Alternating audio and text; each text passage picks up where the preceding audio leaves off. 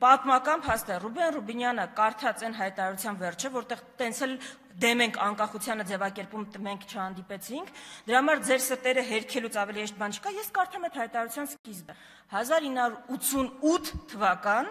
երբ որ ցույցեր էին տեղի ունենում, որն էր Դաշնակցության պահանջը, Լեռնային Ղարաբաղի ինքնավար մարզի հայության տագնապը ծանրակշիռ տարողություն ստացած է եւ դարձած է տագնապը ողջ հայության իմայր Հայաստան եւ իսփյուռս աշխարհի։ Հայ ազգային քաղաքական 3 կուսություններս սկզբեն ի վեր սերտ հետևողականությամբ մեր ամենօրյա մտահոգությունների առարկա արած ենք այս տագնապը եւ միասնական կեցվածքով մեկեն ավելի անգամներ համասփյուռքյան չափանիշներով արտահայտած մեր ամբողջական եւ անվերապահ զորակցությունը Ղարաբաղի եւ Հայաստանի ժողովրդին եւ անոր արդար դատին, որուն վերջնական լուծումը կտեսնենք Լեռնային Ղարաբաղի միացումը խորհրդային Հայաստանին։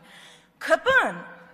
3 կուսակցությունների դիրքորոշումը, որը ասում էր Ղարաբաղը պիտի միացվի Հայաստանին, ներկայացնում է որպես Հայաստանի անկախությանը դեմ դիրքորոշում։ 88 թվին դուք պատկերացնում եք, ես 10 րոպեանոց ելույթներին էլ կանադառնամ, բայց որ այս ստերը մեկընդ միշտ բան անենք։ Ես հիմա ներկայացնում եմ 3 նկար Դաշնակցության պաշտոնաթերթից 1991 թվական սեպտեմբերի 20։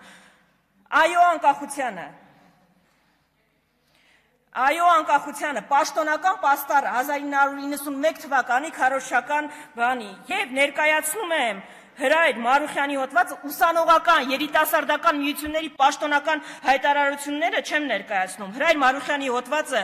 Երկիր օրաթերթի, որը պաշտոնաթերթն է, 20 սեպտեմբեր 1991 թվական, բեռնագրված այո անկախությանը։ Ու ինչ է ասում Մարուխյանը